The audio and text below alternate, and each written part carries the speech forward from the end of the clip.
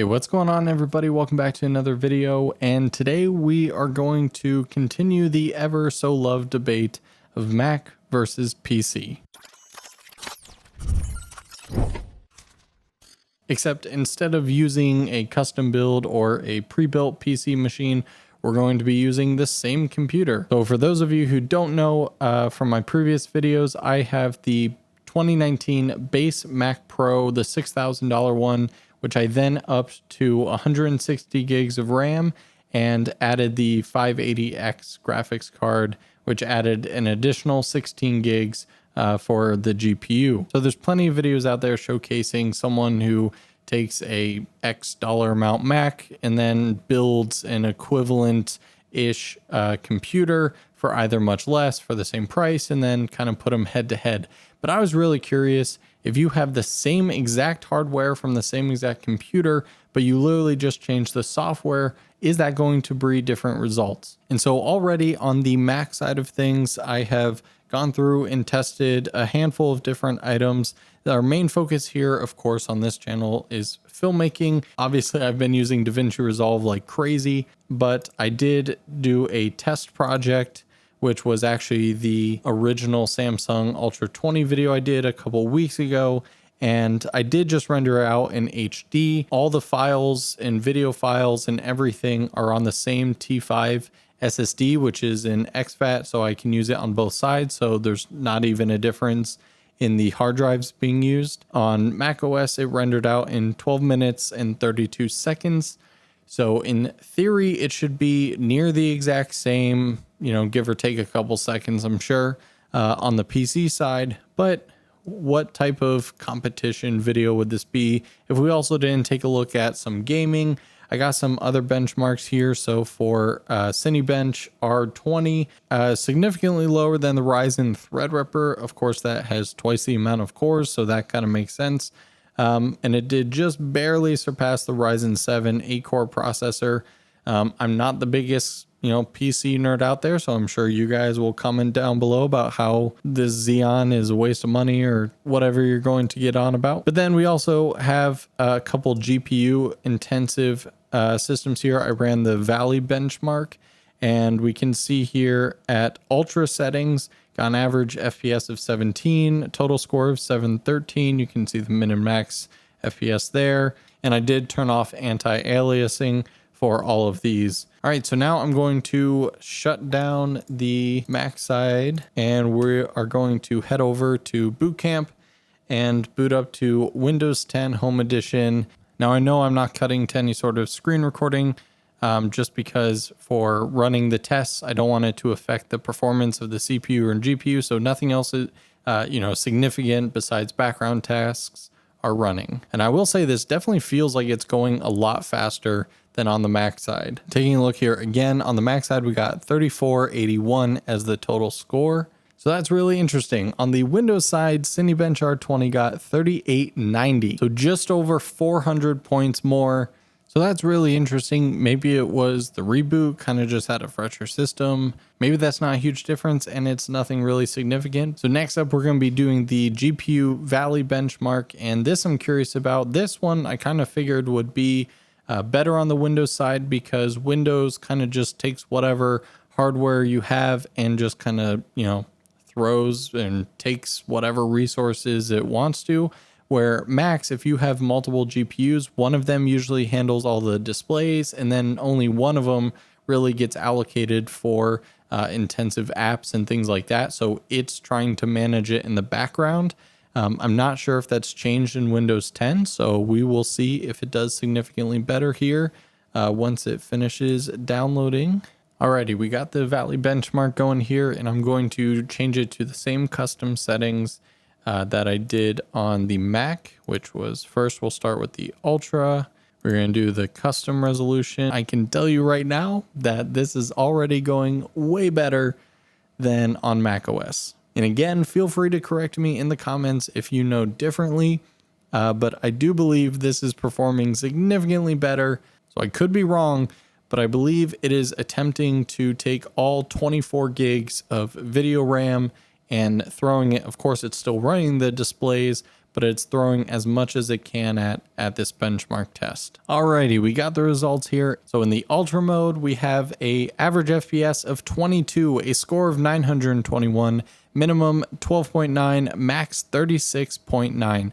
By the way, I do want to point out that the monitor that all these are running on and the games and everything that you're going to see is a 30 hertz monitor. This is not a gaming monitor. I'm not a gamer. Around 30 is good because that is pretty much the max refresh rate of the monitor. So in ultra mode, this thing is kicking butt on Windows.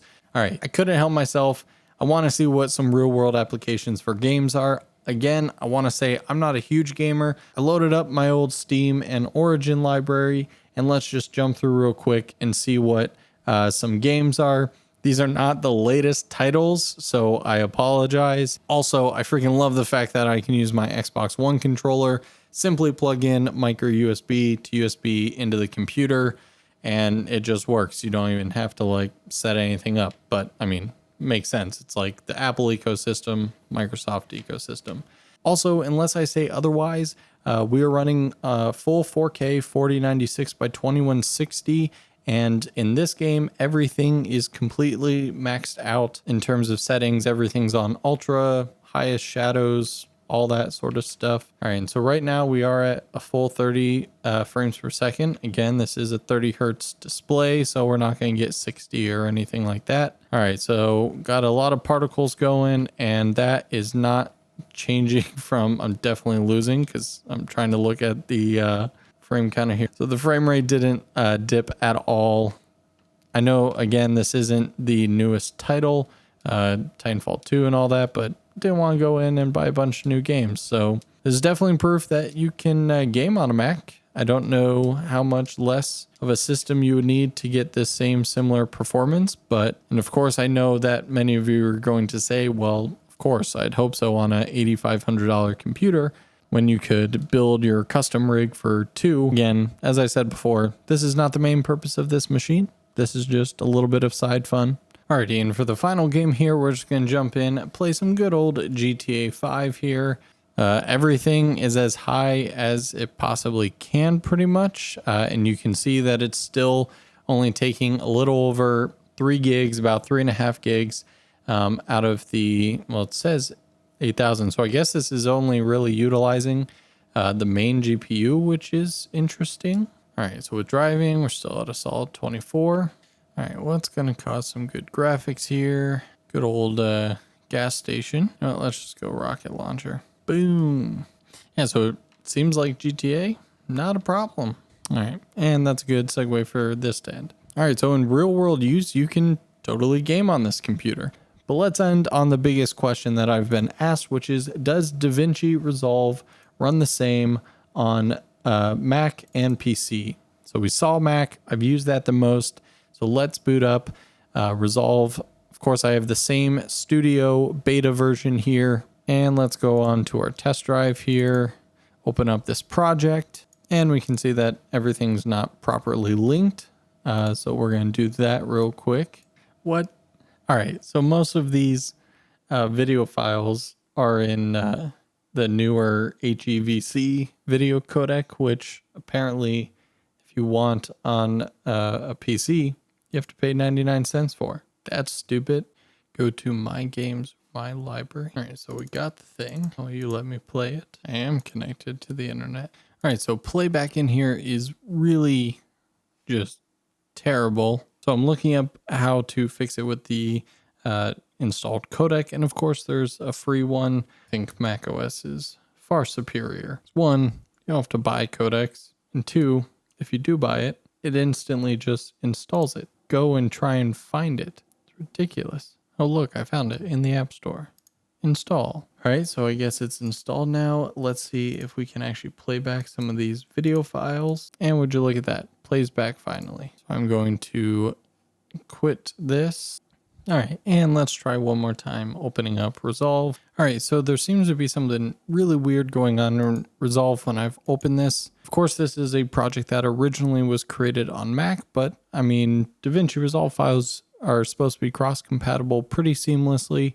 Of course, we can see we've linked all the video files together. They're running off an SSD drive, very stuttery playback. This is only a 1080p timeline, which it shouldn't have any issues whatsoever. And even if I go down to quarter resolution, it still doesn't immediately play back and stumbles. Part of me thinks that there is something going on just with the project file. Going ahead and do our main test of trying to render this out. I am going to put it to the same test drive, just in the Windows render. All right, there's just definitely something going on here because obviously people use PCs with DaVinci Resolve all the time, and the time remaining is already at like 5 days something. All right, so here's the thing.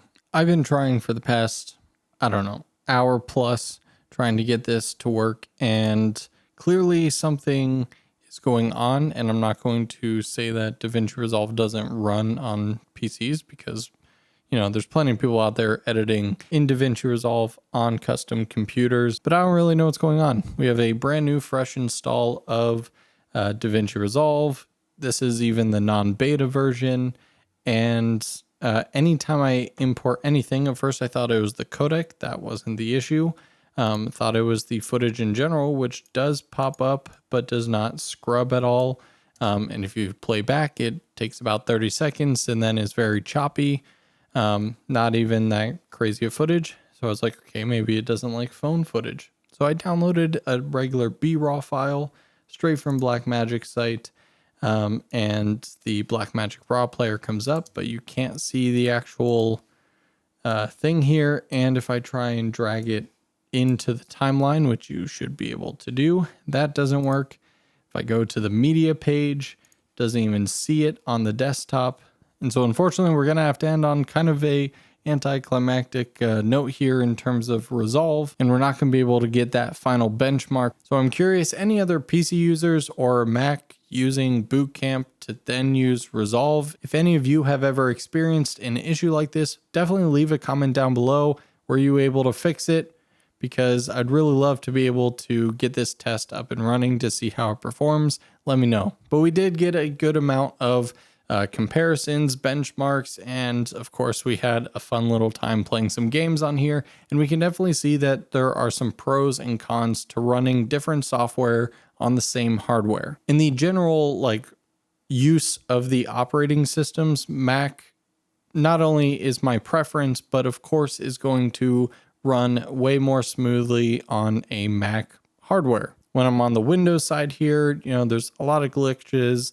I don't like the design. Now, what I do like about the Windows side, though, is the fact that whatever hardware you can throw at it, it's just going to utilize as much resources and power as possible. So for all the GPU intensive benchmarks, both the Valley benchmarks as well as the games, it was able to utilize the graphics cards to their fullest extent, which allowed us to get significantly higher performance on the Windows side than we did on the Mac side, which kind of bottlenecks you when you have multiple GPUs, where it's like, no, I'm only going to use one of these cards, compared to on the Mac side where it just decides what to do with the graphics cards and you essentially have no control and it just bottlenecks you.